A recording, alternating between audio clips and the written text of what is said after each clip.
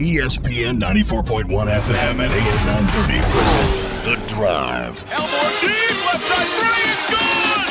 From 30 feet, John Elmore! The Drive with Paul Swann. Welcome into the Thursday, August 1st edition. Your drive begins now on ESPN 94.1 FM and AM 930. I'm your host, Paul Swann. You can join the program this hour by calling the Miller Lite phone lines at 877-420-TALK. That's 877-420-8255. Miller Lite, hold true, great taste, only 96 calories. It is the original light beer. You can also find me on Twitter at Paul Swann. You can find the show on Facebook by searching The Drive with Paul Swann. And that's right, you can find us on Apple Podcasts, Stitcher Radio, wherever you get your podcasts. We podcast this show every day. Okay, we got all the business out of the way. Let's get into the meat of the show. I've got two guests that I'm looking forward to talking to today. First and foremost, we're going to talk to the head coach of Marshall women's basketball team, Tony Kemper. He's going to join us coming up about 5:30. The schedule's out today. We're going to talk to him about the schedule. We're also going to talk to him about the bonus play. Now, they're not calling it bonus play, so for lack of a better word, I'm calling it bonus play. There's going to be 4 games that will be decided after it's all said and done with the games that are announced. So where you finish up in the standings, geography. They're going to talk a little bit about that, I'm sure, for the next few weeks. And Tony's going to join us on the program to go over the schedule and talk about that with us. Also, David Kahn is going to join me from the West Virginia Power. We'll catch up with him about 5:15, go over everything that's happening with the Power. Your phone calls, of course. And you know what we've got today? We have got the poll. That's right. Coaches poll's out.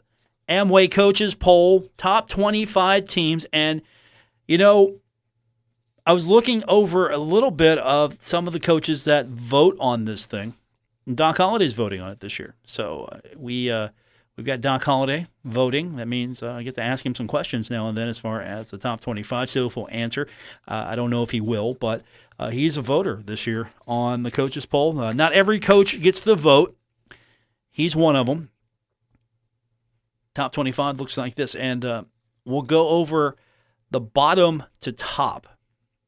Northwestern comes in at 25. Then Iowa State's 24. You got Stanford at 23. Syracuse is 22. Washington State 21. Michigan State comes in at 20. Then Iowa is 19th. And if you're UCF, you're starting off pretty good. You're tied for 17th with Wisconsin, so you're starting off pretty good. Auburn is 16th. Utah 15. Penn State's 14. Oregon is 13. Washington is 12. And Texas A&M comes in at 11. Now, the top 10 looks like this. Texas is 10th. Notre Dame is 9th. Florida is 8th. Michigan 7th. LSU 6th. And then Ohio State at 5. Oklahoma is 4th. Georgia is 3rd. Alabama with 6 first-place votes. They are 2nd. And Clemson starting the preseason as the number 1 team. They have 59 first-place votes, and they're the number 1 team. You know what? The Pac-12 got 5 teams in the top 25. Washington is the highest-ranked team at 12. That's pretty cool. Anything surprise you there? Again, we're talking preseason poll. Nothing has really been decided on the field. We're just going based on perceived potential there. Teams that are receiving votes, Nebraska leads the way of the teams receiving votes. Then Boise State, then Mississippi State, Miami of Florida, Army, Kentucky. Kentucky is pretty high up in the teams receiving votes. They'll work their way up. Virginia Tech, TCU got votes. USC, Utah State, Fresno State. Virginia's getting some love. Cincinnati, West Virginia, Memphis, Oklahoma State, South Carolina getting some love as well. NC State, Duke, Boston College, Florida State, all getting some consideration. Baylor, Appalachian State, North Texas, there you go, North Texas. Houston, UCLA, and we're getting to the point where you got a point, you got a couple of points, you got some consideration. Temple, Arizona State's there, Troy's there, Tennessee's there, Ole Miss is there, Minnesota's there as well. So I think more interesting, though, is Boise State's getting some votes, and also Cincinnati. That's important because 2 of the 4 teams you're playing in non-conference getting votes. Now, Boise State, they could be in that top 25. When Marshall faces them, they could be on the outside looking in. So if Marshall beats them, that will perk some people's eyes and ears, and they'll get some attention there. If Marshall can beat Cincinnati, and Cincinnati is on an upward trajectory, and they're getting close to the top 25 or cracking the top 25, who knows when Marshall faces them where they'll be. Again, this is the preseason poll. Marshall could be looking pretty good if they beat Cincinnati, and then you got North Texas getting some consideration. It's 3 points. They got 3 points, and that's not much, but it's a start. They're in the receiving votes category. And then West Virginia, they're getting some decent love here. West Virginia not in the top 25, but West Virginia getting some points. They got 24 points, so they got to work their way up a little bit.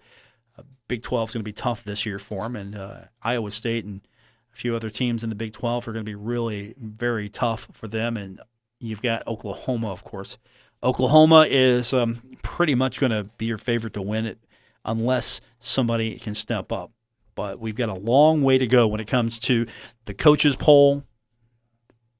Then this thing will go away in a few weeks, because after a certain point, we will go to the committee. We'll go for the playoff poll, and that's going to be the poll that we switch to. It's funny.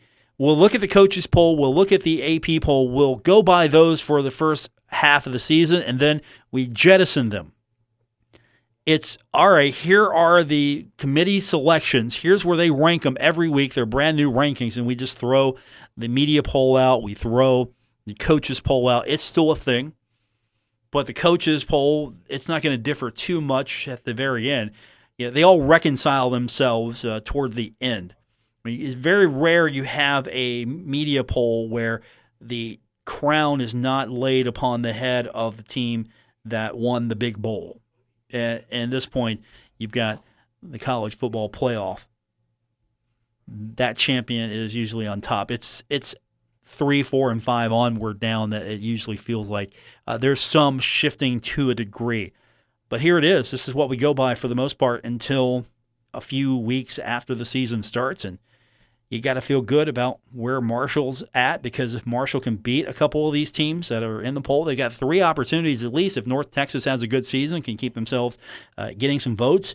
If Boise State's work their way into the top 25 or almost there, there's an opportunity for you. There's Cincinnati trying to work themselves in the poll. There's an opportunity for you as well. So you've got plenty of opportunities. You've just got to take care of your business. But I do disagree again with Dave Walsh. He has thrown this out that the winner of Marshall and Boise State is in the driver's seat until further notice of the BCS, whatever you're going to call it. I still call it the BCS. It's the Bowl Championship, whatever. He's got that idea that that's going to be the game that makes you the front runner until UCF. I'm saying no, there's no until here. UCF is 17th. Until otherwise knocked off their perch, they are the front runner already for the Access Bowl. We turn our attention to baseball when we continue. David Kahn's going to join me from the West Virginia Power later on. Tony Kemper will be my guest from Marshall Women's Basketball. The schedule is out. He's going to tell me about that, and we're going to talk a little bit about the added play, bonus play. Again, that's my words. They're not calling it that, but for lack of a better term, it's bonus play at the end of the season. And we'll talk to Tony about that later on. But David Kahn is coming up first when we continue with today's edition of The Drive here on ESPN 94.1 FM and AM 930.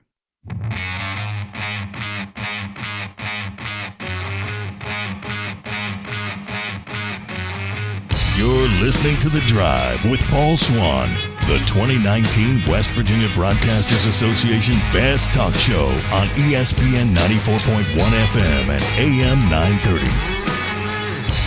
We're getting closer to football season. That means we're going to have fewer and fewer opportunities to talk baseball with David Kahn from West Virginia Power, and he joins us on the program now. And we'll talk Power baseball in a minute. I just want to get your ringside view, your breakdown of the greatest baseball fight in the last 25 years. You're on social media. You're posting pictures, and I'm sitting there going, "Oh, that's nice." David's retweeting. No, David's at the game.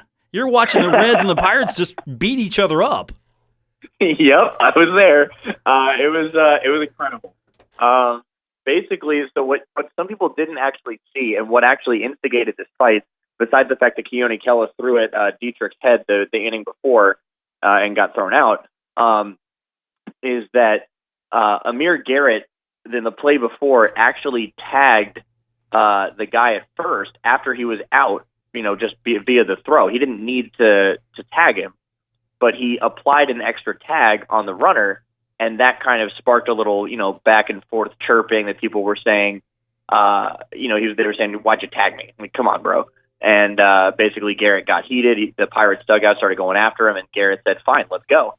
And, everything just kind of happened after that. It was pretty remarkable. I was sitting out in right field, so I was more focused on yelling at Yasiel Puig that he was now going to Cleveland, because he didn't know at that point, and the entire stadium was shouting Cleveland, Cleveland, Cleveland. It was really funny, because he doesn't really speak English that well, so he didn't have any idea that he was an Indian at that point.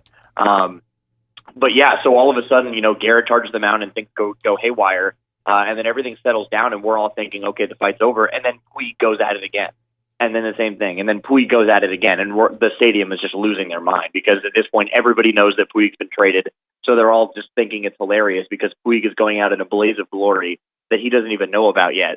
And it was incredible. I've never seen a more animated fight than I saw a couple nights ago, and it was my first game at Great American Ballpark. So what a first game! I mean, my goodness. You can't get it like that every time. You can't. You can't. It's not going to happen. No, you can't. So what'd you do at Great American? Did you get the inexpensive dollar dogs? Did you get some Gold Star Skyline when you were in Cincinnati? What'd you do? No, I actually didn't get the Skyline chili. We went to Big Boys and got the burger. Okay, went to Frisch's. Yeah. Yep. Those were good. And then I also got Grader's ice cream. Okay, nice. Have you ever been to Frisch's? No, never. It was really good. Let me tell you, we've got a Frisch's in the area. We've got one down in Ironton. Really? From our location. I'm saying down because you don't know Huntington as well. So in Ironton, Ohio, we've got a Frisch's Big Boy. Okay. And there are plans to bring Frisch's to Huntington. Oh. Yes, so there you go. You'll have a Frisch's if you want some big boy action. You'll have to drive an hour, but it might be worth it for you. I mean, that's okay. I don't mind going to Huntington. I mean, Frisch's it was really good. I mean, I wanted to. I don't want, when I go to a new ballpark in a new city, I don't want to just get the generic stuff that is at every ballpark. I want to get the new stuff that tastes good. So me and Kyle both went and got Big Boys, and they were really good. I mean, my goodness, I can see why it's a staple. Yeah, get the strawberry pie next time. That's just advising you. I'm advising you properly, I hope. See, I didn't get the strawberry pie because I wanted to get Grader's ice cream later, and that was amazing. I mean, I got the black raspberry chocolate chip one. Yeah. Whew. Oh, that was so darn good. Oh my goodness. I mean, I want that right now again. It was incredible. We might have to road trip for a Bengals game. I'm just going to put that out there. Okay. I mean, I'm not opposed to that. Are they playing the Patriots at all this year? No, not the Great American Ballpark or anywhere near or Paul Brown Stadium. No. There's no location that I can get you a Bengals-Patriots matchup. I'm sorry. Oh, darn. All right. Well, you know what? It's okay. I'll go to Paul Brown Stadium. Cincinnati was fun. I had a really good time. Yeah, because if they were playing the Patriots, I couldn't get you tickets because they play the Patriots, and I couldn't get tickets last time. Well, I know a couple people that I actually had free tickets to the game, so we'll maybe I can call upon some of my resources and get some tickets. Yeah, okay, that would be great because again, I'm an affiliate and I couldn't get Patriots tickets. Oh wow! Okay, well if they end up playing the Bengals on Sunday night on NBC, I know a guy and he raised me for 25 years. I'm trying to let you down because it's at it's 12:15. That's December 15th, 1 p.m. CBS. Patriots at Bengals. I'm trying to let you down easy because I can't. So it is happening. I can't get to those tickets. I can't get to those tickets. I didn't want to disappoint you. I might. Okay. I might. You might have to get an extra one because there's a coworker of mine here that if I went to a Patriots game and she could go to that game and I didn't get her a ticket, she would knife me. Okay. All right. Well, we'll see. I actually might be in San Diego at that point. That might be during the baseball winter meetings. I don't remember exactly when that is, but we'll see. We'll keep in touch about it. Okay. There you go. I know a couple former CBS producers that still I still keep in touch with. So they might be able to help me out. All right, David Kahn's our guest from the West Virginia Power, and enjoying the action at Great American Ballpark, and now you're back at it, and season's coming down to this month here pretty much for the West Virginia Power. Yeah, I mean this is it. Last month of the season, gotta make that one last push. We're 8 games back right now with 31 games to go, and yeah, I mean this is the home stretch. We've got to take care of business here, or we're going to be on the outside looking in, just like we have been the last couple of years, and it continues tonight. Greensboro is one of the teams we got to jump, and they ended up coming back and beating us last night, so we got to flip the table tonight. Is there still a feeling that there's plenty of time, plenty of game left to get this done? Yes, 100%. I mean, the team, all you have to do is look back to the team last year. They won 7 in a row going into the final series and put themselves in a prime position to clinch the playoffs. All they needed to do was win 2 of 4. Now, granted, that didn't happen, but, they were in a good spot. And all you can ask for is to be in a good spot going into the final couple of series of the season. We do close here at home against Greensboro. And our final series before that again is against Lexington. Lexington is a team that has kind of tapered off a little bit. Greensboro has tapered off as well, but they've just had our number this year. So those are our final 2 series. And Lakewood is before that. So you've got Lakewood, you've got Greensboro, you've got Lexington. 3 teams you should be able to beat going down the stretch. David Kahn's our guest from the West Virginia Power. At this point of the season, you can pretty much give us, I think, a fair assessment of what's this partnership with the parent club been like since this is your first go around. What have they learned? What can be done better? What has been great about it so far? Overall, it's been really successful. I think we've really enjoyed being with the Mariners. They've been very supportive of us. They've come in and looked at our ballpark and figured out ways that we can enhance things for the future. We do have some enhancements coming next year that I now know about that I can't reveal yet, but they will be awesome. For next season, there's going to be a couple additions to several different aspects of our ballpark experience, and they're going to be truly special. And the Mariners are helping us out with those, so we're very thankful to them for that. So they have come in and shown that they are invested in this team. They want to be a part of West Virginia. They want to be a part of the Power. They want to be a part of the South Atlantic League, and they have shown that they really want to help make us one of the premier franchises in this league for many years to come. In terms of the baseball side of things, the transactions have actually been a little bit more than I've expected. We've had 69 transactions so far this year. I did not expect to have that many. It's been interesting to see the group of guys that they've sent to us, because they've sent a lot of high caliber guys here versus keeping them on the West Coast where they usually used to with Everett and Modesto instead of sending them to Clinton. But they've sent a lot of really talented guys to both West Virginia and Arkansas in Double-A. So it's been nice to see that the Mariners are not just treating us as a pawn in their group. They're actually investing the time and the wealth and the players into this team to make us a very formidable group. My next question was going to be, but you pretty much answered it, is were those meaningful transactions? Yeah, most of them have been. We've had a few people go back and forth, but for the most part, they've been guys getting elevated and getting 2019 draft picks and signees from Everett. It's really been fruitful transactions of guys earning a promotion, guys, elevating to the next level, guys doing their time here and moving on. And for most of the time, it's been, progression through the system, not demotion. So it felt like, even though the parent club, the Mariners, they want you to win. They want you to win every game, obviously. They have invested a lot in this program and their farm system and the Power as a result. But at the same time, does it feel like with their system, they're getting guys in, getting them the experience they need, and then they're transitioning on to the next level or the next destination?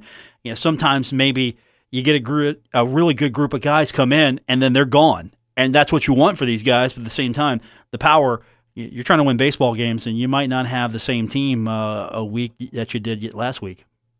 Well, so yes and no. I think at the beginning of the season we had that, where we had Kelnick, we had Rodriguez, we had Gilbert, and Gilbert got promoted after 4 starts. Kelnick got promoted after a month and a half, and you're thinking, these guys are just, as soon as they're ready, bye-bye.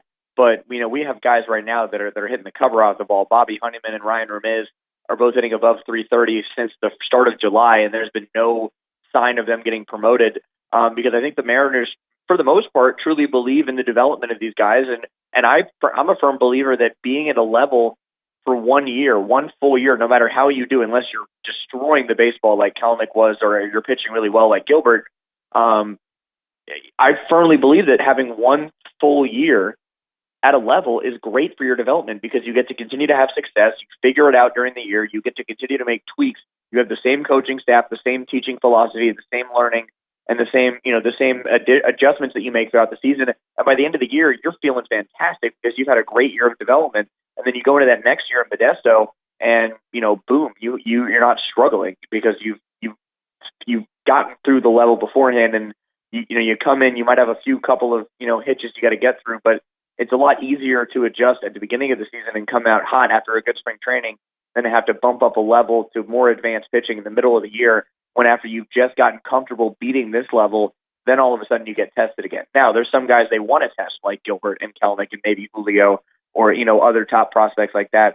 But for some of the guys, it's much better to be here for a full solid year and get comfortable, beating this level game after game after game.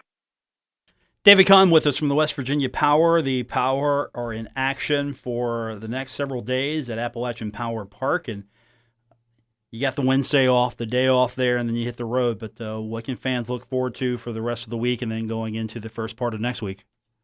Yeah, so tonight is, I know it's one of your favorite days. It's Thirsty Thursday, Paul. So you got $2 drink specials. And we're also, for those out there that are coming to the Chris Stapleton concert tonight, we're actually hosting an official pregame with the Power event. So if you bring your concert ticket tonight, you get a $5 discounted ticket to the game, and you can enjoy your $2 drink specials. Drinks, by the way, at the concert are $8 for beer. We're selling it for a quarter of that price. So come out to the ballpark, drink some beers. Chris Stapleton's not going on until like 9:30. The game will almost be over by then, so you can do both. It saves you money. Come on out, pregame, enjoy the game, enjoy some beer specials. It's going to be fantastic. It's also First Responders Night tonight, so any first responders can come in and get a free ticket to the game. Their families get $5 discounted tickets to the game as a thank you for all they do to support these first responders as well. On Friday, it's CAMC night. We're actually wearing some specialty jerseys that are light blue with a stethoscope wrapped around the front across the Power lettering. And it's got the CAMC Foundation logo on there. We're going to be auctioning off those jerseys throughout the game via our Live Source app. And all those proceeds are going to go to the CAMC Foundation as well as benefit local causes here in the Kanawha Valley. On Saturday, it's back to school night with a backpack giveaway. Our good friends at Todd Judy Ford are putting that one on for us. And so we got that going on. There's also a pregame concert by the Supertones. So gates are going to open at 4:30 on Saturday. On Sunday, Kids Sunday Fun Day. Monday, we're actually hosting our first ever African American Heritage Night, where we're going to open the gates a half hour earlier at 5:30. Still got Family Buck Night specials. We have a ton of sponsors, including Black Sheep Burrito, Multi-Fest, and a ton of other sponsors throughout the area. They're giving away free ticket vouchers, and you can redeem those for a ticket. And the first 500 children that actually redeem their tickets get a free food and drink coupon that helps out with our Family Buck Night specials, because we've got the $1 hot dogs, popcorn, and sodas, and the cheap tickets as well.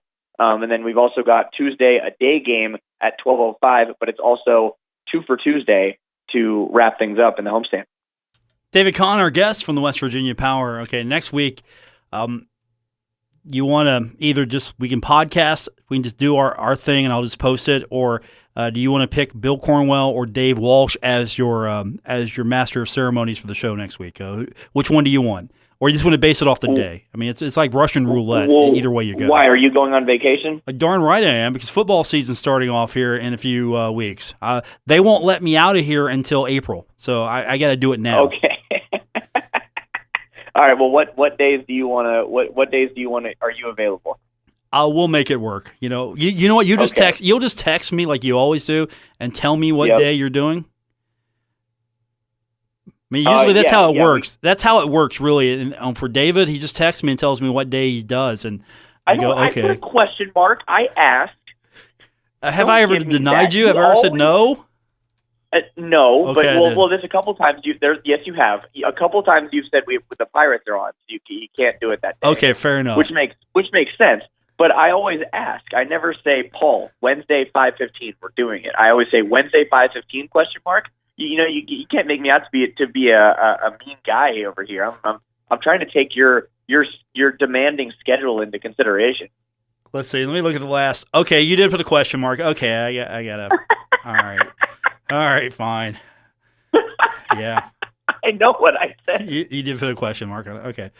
All right. I won't pick on you anymore. David Kahn, West Virginia Power. Just put me in my place. Why don't you? You've done it to me enough. I know, right? All right, I got to call. You know what? Tony Kemper is coming on next. He's texting me, asking me if I'm calling him, so I got to call him now. So you're done. Yeah, bring Tony in. All right, Paul. Good to talk to you, my friend. All right, buddy. We'll talk to you soon. David Kahn, West Virginia Power. Tony Kemper coming up next here on The Drive, ESPN 94.1 FM and AM 930.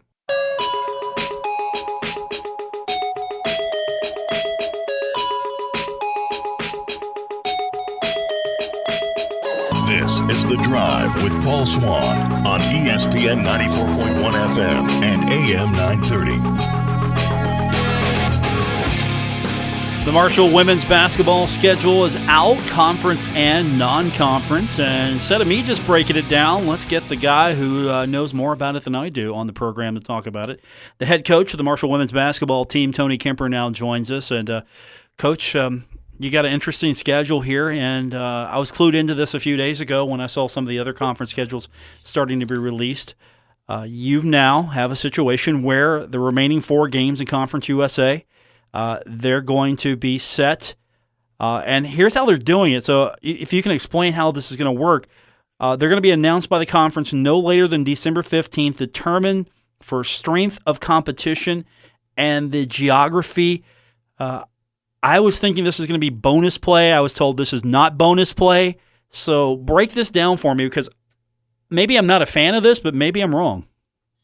Yeah. Well, so all I know is I can't call it bonus play. That's all I know. Okay. But it is. I guess it's there's some similarities between what the men have done, except we're going to be a little bit different on how when we're going to decide who we're playing in those last 4 games. So on probably right before December 15th, we're actually going to we'll do a preseason coaches poll, and then we're going to do another coaches poll after we've played. I don't exactly have the numbers, but Marshall will probably be through something like 10 or 11 games at that point, and we're going to kind of re-rank our teams in the league. And then they're going to look at everybody's schedule, and we're going to try to pit who we think is going to be the top of our league against the top. And then, so we'll have 2 games that'll be based on competition. And then we'll have 2 games based on geography. So ours is a little bit different from the men's because they don't have a geography wrinkle. And they wait until obviously right up until, those last 4 games to decide who's playing where. So we're going to try to do that with the same thoughts in mind, which are, late in the year, we're going to try to pit our best RPI teams against each other. So hopefully if we have someone like we had Rice a year ago, Rice is a fantastic team. They still are. If they would have got tripped up at the end, maybe they have a chance to get an at-large bid. So that's kind of what we're doing. And we got a little eye towards, trying to probably control costs a little bit on travel and things like that. Because the later you go to making those decisions, the harder it is to get, a crew of 25 out of, Huntington International Airport. So this isn't going to be really a pod play situation where you're locked in. Instead, if you're maybe 4th or 5th in the standings, the coaches are going to look at everybody and think, Marshall's a little bit better than where they're on the standings right now, so they're going to try to maybe project you a little higher or project you a little lower. But this isn't a pod play situation, is it? That is correct. Yep, you're exactly right. There's none of that. It's not pod versus pod. It's just simply we're in the last 4 games there. We're going to leave a little bit of flexibility to try to avoid having a very low RPI team playing a very high RPI team is what we're going to do. You think this is, I'm sure you've got to go through it first before you can really give a more of a definitive feel for it. But do you feel that maybe this is the way the men should go, or they should look at this as far as the way to structure their schedule? Yeah, that's really hard for me to answer because I'm not in those rooms and I don't know the numbers that they know as far as the reasons why. I definitely think when you're looking at how competitive it is for those last couple spots in the NCAA tournament or in the NIT or the WNIT or the women's NCAA tournament, in a way it comes down to there's some math involved. And if your league can be smart about how you match up the math, I think sometimes you can help. And I definitely know that that's where we're coming from on our decision. And ours is a little bit different from the men. We're as a league, generally the women don't quite have as many charters as the men do and different things like that. And so the cost of travel, we've got to take that into account when we're in our little, when we're in our cave in Destin and we're trying to figure out what we're going to do. That enters into what we have going on a little bit more. And, I just think that I definitely think the overall theory is a smart one, and trying to match up your best against each other down the stretch and protect the RPIs of people is it's a wise thing to do when you look at the numbers and how they function. Now, will it work? Is it right? You're exactly right on that we got to get in here and we got to do it a little bit before we decide. But, we've gone back to 18 games. I like that. I like that for Marshall, women's basketball. And, I think in our league, I believe that mirroring works pretty well. And, I think it was 2 years ago or 3 years ago, we were off the mirror schedule. And that was just kind of random, I think. We could be playing at Florida Atlantic and the men were home playing against UTEP, and I just think the league flows better if we're, when we're somewhere playing on the road, when we're at North Texas and the men are home against North Texas, it kind of makes more sense and travel's a little bit easier and things like that. So I think generally speaking, we're definitely headed in the right direction. And now we need to dig in on this and see if it's right. Tony Kemper is our guest, Marshall women's basketball coach. The schedule is out today, so let's get into that schedule. You feel pretty good about the conference schedule. At the non-conference schedule, of course, is where you're going to try to figure out this squad every year. You try to find some teams that are compatible, good matchups. What can you say about this schedule that stands out for you? You got Rutgers on the road. That's a big one right there. Yeah, I mean, we actually play 3 NCAA tournament teams on the road, and that is Ohio, who is they're fantastic. I mean, they were darn near. They didn't win the MAC. They were on the bubble for an at-large bid. They beat Purdue last year at Purdue. They're a fantastic team, and we go there. We're at Rutgers.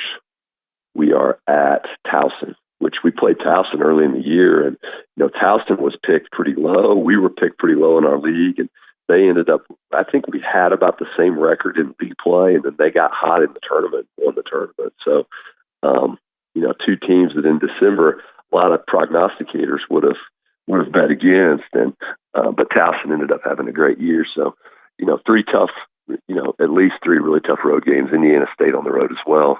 Which got us down here to begin the year last year, and then I think it shapes up. We have a unique team. When we talk about our team, we have experience, so we're not inexperienced, but we're going to have basically a lot of our ball handlers. I guess Kristen Mayo's back, but Shayna Gore had the ball in her hands a lot. Taylor Porter had the ball in her hands a lot, and those 2 are gone, and so we don't lack experience, but we're going to have some key people that are going to be new and in, big roles, and how we get that all done and early in the season, I think it's going to be fun to figure out. On the plus side, though, you got to be excited that there's a lot of opportunity for some new faces to step up, and here's the opportunity now. You mentioned Shayna's not there. Some of your key players are gone, and here's the opportunity. If you want to be the next Shayna Gore, it's time for you to show up.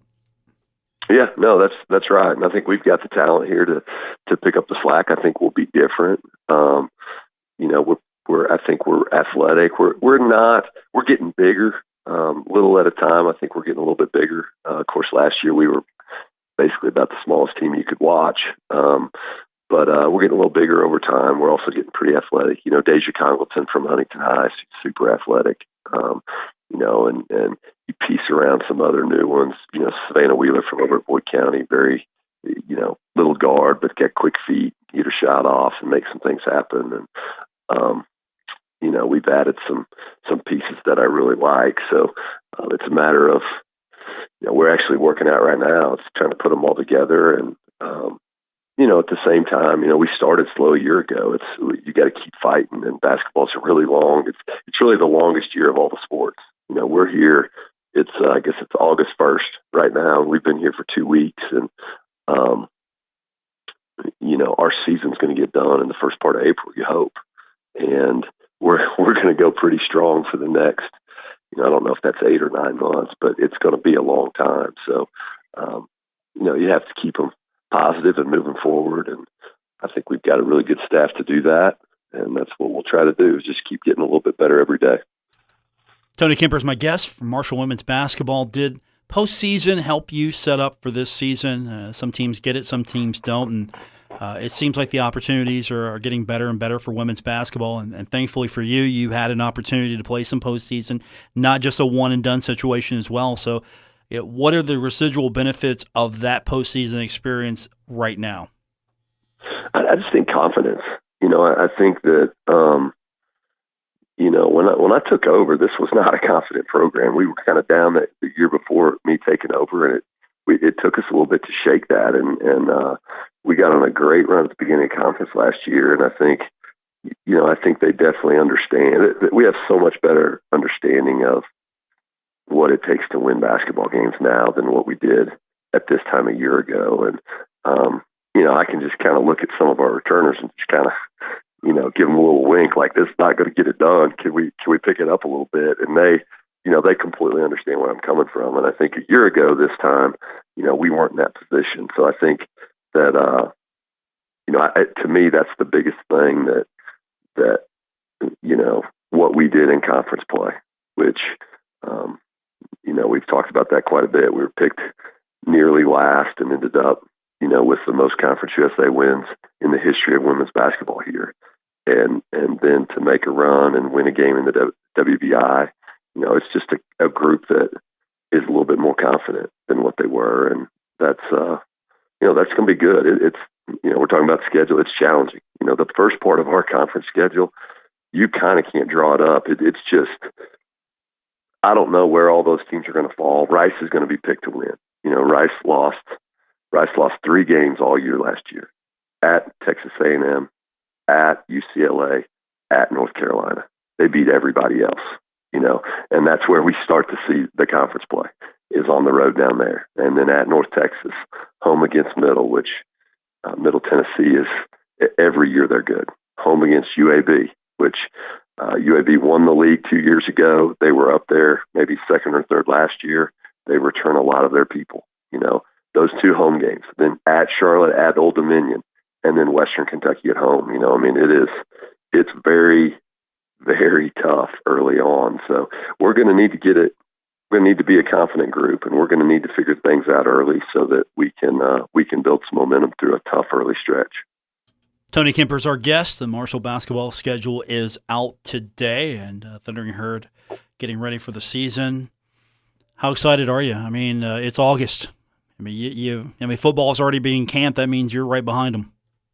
Yeah, no, look, I'm excited about, like football. I'm excited to watch them, and I think they're going to have a great year. And we're in I really like where this team is at. We have 7 new players, and we're out here working on things, and I think they're a hardworking group. I don't see a lot of ego. They look like workers to me, and we don't have it all figured out yet. There's no question about that. But everybody's pushing towards the same goal, and it's always exciting this time of year. When I think football reported back today, I saw some of the coaches at Bat Patty's talking to them about that today, and this is a great place to be an athlete. I talk about that all the time when in recruiting, that it's special around here, and not every place has a buzz like Marshall does when everybody comes back to school, and we're fast approaching that. And I was working on our schedule through the first semester this year, and it's,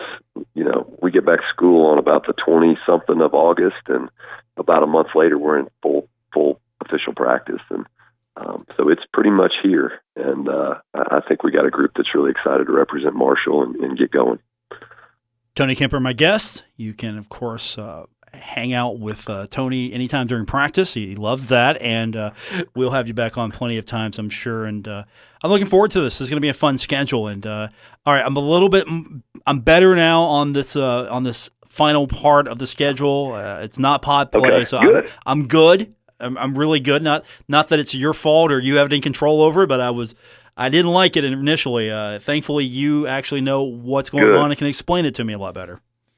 That's great. I like to be I try to be a calming presence. So I'm glad I could calm your nerves on it. I think it's, it's different. And yet I think at the same time, hats off to Conference USA for allowing the coaches a little bit to go out there on a ledge and see if it's something that benefits the league. And, if it's right, there's going to be a lot of other leagues that copy it. But, hopefully at the end of the day, you just got to put your head down and figure out a way to win some games, and all that other stuff takes care of itself. And I sure appreciate you having me on.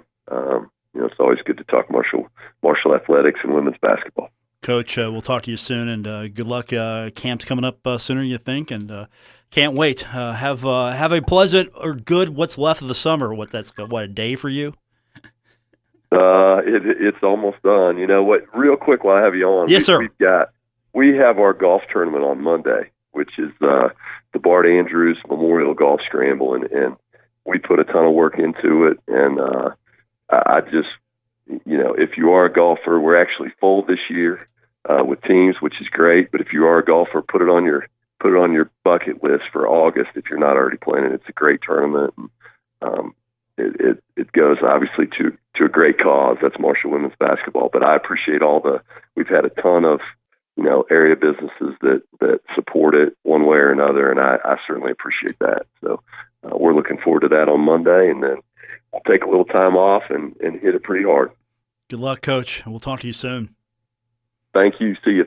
Tony Kemper, Marshall women's basketball coach. We're going to take our final break, come back, and wrap this one up. It's The Drive on ESPN 94.1 FM and AM 930. Buckle up. Paul Swann has the wheel on The Drive, ESPN 94.1 FM and AM 930. If you missed any part of the program, you want to go back and listen to Tony Kemper's interview or even catch David Kahn, what he had to say from West Virginia Power, there's one great way to do it. That's right. You can subscribe or download the podcast. You subscribe and download on Apple Podcasts, also on Spotify. We're on Stitcher Radio. We're on TuneIn. Wherever you get your podcast is where you can find The Drive with Paul Swann. Welcome back to today's edition here on ESPN 94.1 FM and AM 930. Now, tomorrow on the show, it's going to be Friday, so we'll open the phone lines wide up for you, give you a chance to, get ready for the upcoming season. We got football. It's real. It's tangible. There's a fan day coming up. I know yesterday there was a fan event in which some of the players that were there kind of discovered that there are people who are not their friends.